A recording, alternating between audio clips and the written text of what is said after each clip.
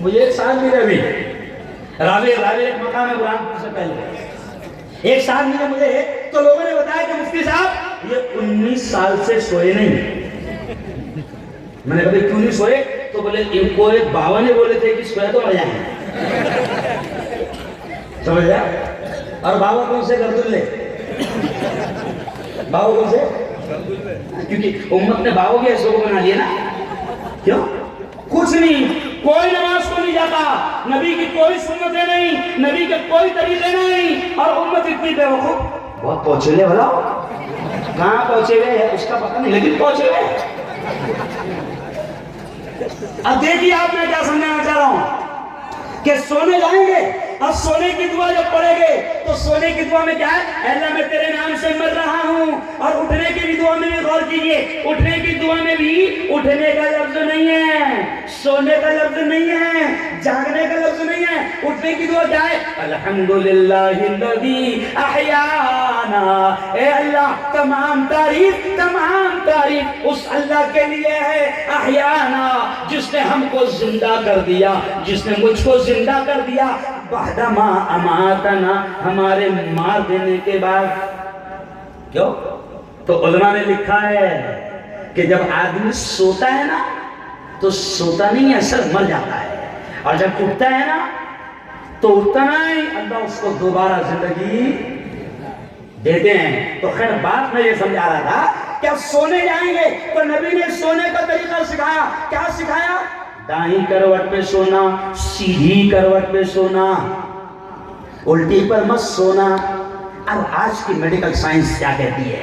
मैं 14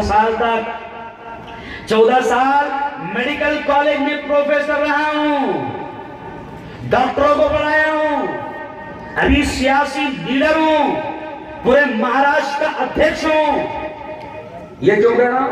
इसलिए कि बहुत सारे लोग क्या समझते हैं, मौलवी मुल्ला, इनको क्या मालूम, देखो मालूम।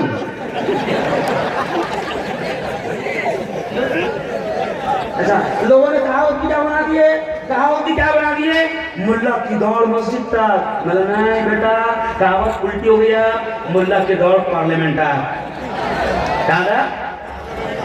अरे अरे गहरे चल जा रहे वहां पर, तो अपन नहीं जाएंगे। अरे बोलो तो प्लेटफॉर्म पे चाय बेचने वाले चल जा रहे, जिनके हाथों में झाड़ू है वो चले जा रहे, तो हम नहीं जाएंगे। सुन लो गौर से, प्रोफेसर हूं, सियासी लीडर हूं, कौम का रहबर हूं, और ऐसा रहबर हूं कि पुलिस वालों से पूछ लेना। नहीं समझे? कैसा रहबर हूं पुलिस वाले बताएंगे बेवाजी के साथ। तो कान खोल कर सुन लो, इस बात को सुन लो कि देखो मेरे नबी के तरीकों को अपनाओ, और ये भी सुन लो मेरे नबी के तरीके सिर्फ मुसलमानों के लिए नहीं है। ये गौर से सुनना।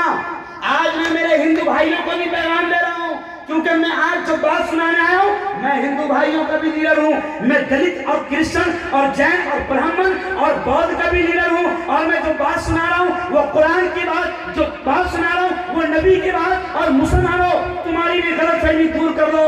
गलती मुसलमानों की भी है कि मुसलमानों ने यह समझा कि कुरान इनके बाप की जागीर है।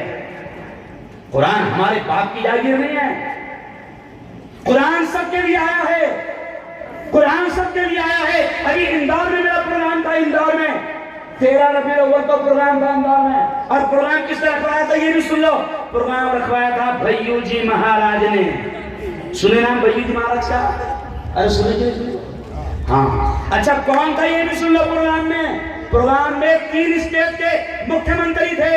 तुम्हारी मध्य प्रदेश के मुख्यमंत्री मेरे बाजू में, शिवराज सिंह जी चौहान, देखेंगे आप लोगों ने फोटो देखे ना, शिवराज सिंह जी चौहान मेरे साथ, मुख्यमंत्री महाराष्ट्र के फडणवीस जी मेरे साथ, बिहार के राज्यपाल मेरे साथ, और ये भी सुन लो उमा भारती भी मेरे साथ।